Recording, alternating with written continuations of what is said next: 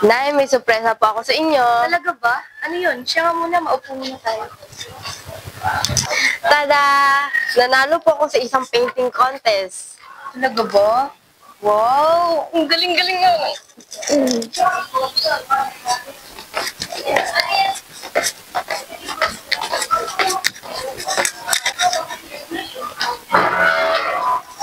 Alis na po ako, Nay. Mag-iingat ka palagi, ha? Opo.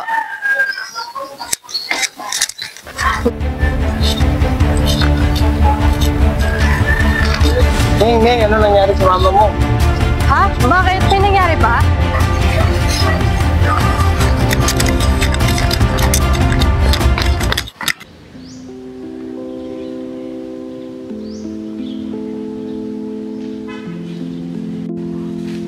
Neneng!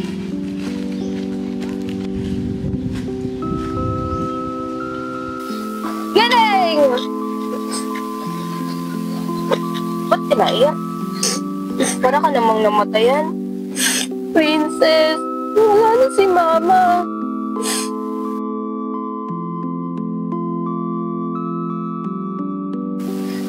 Di ba politician mama mo? Oo. Bali-balita ko, may galit daw sa kanyang congressman. Kung ganun, maaari yung may dahilan ang pagkamatay ng aking ina at may kinalaman doon ang congressman. Nay, hindi ka nawala. Nananatili ka sa aking puso. Ang iyong pangarap ay aking lakas. Ang aking gabay. Nay, pag aabogado ako, ang iyong sisya ay aking ipaglalaban. Bawat awis, bawat luha, bawat sakripisyo na aking binibigay ay papatunay ng aking kalagayan.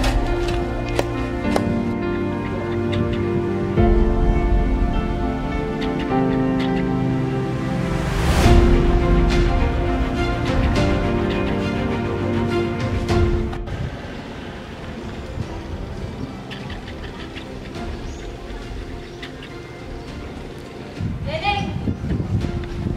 Ha? Sama ka sa amin, gala. Hindi ako pwede. Kailangan kasi magtrabaho.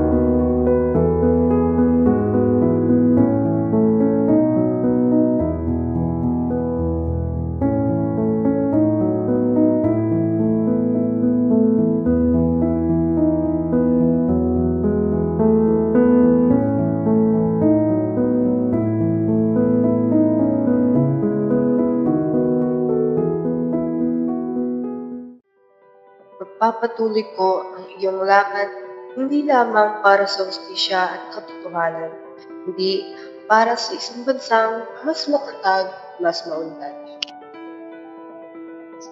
Isang bansang makabayan kung saan ang mga prinsipyo ng pagkakaisa, pagtutulungan at pagmamahal sa bayan ay siyang pundasyon ng ating pagsunod.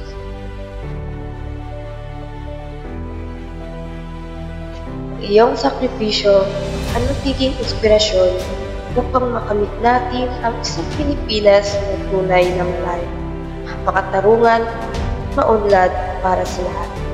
Hindi magiging walang saysay ang iyong pagkamatay, ito ay magiging isang liwanag na magbibigay daan sa ating paglalakbay tungo sa isang bansang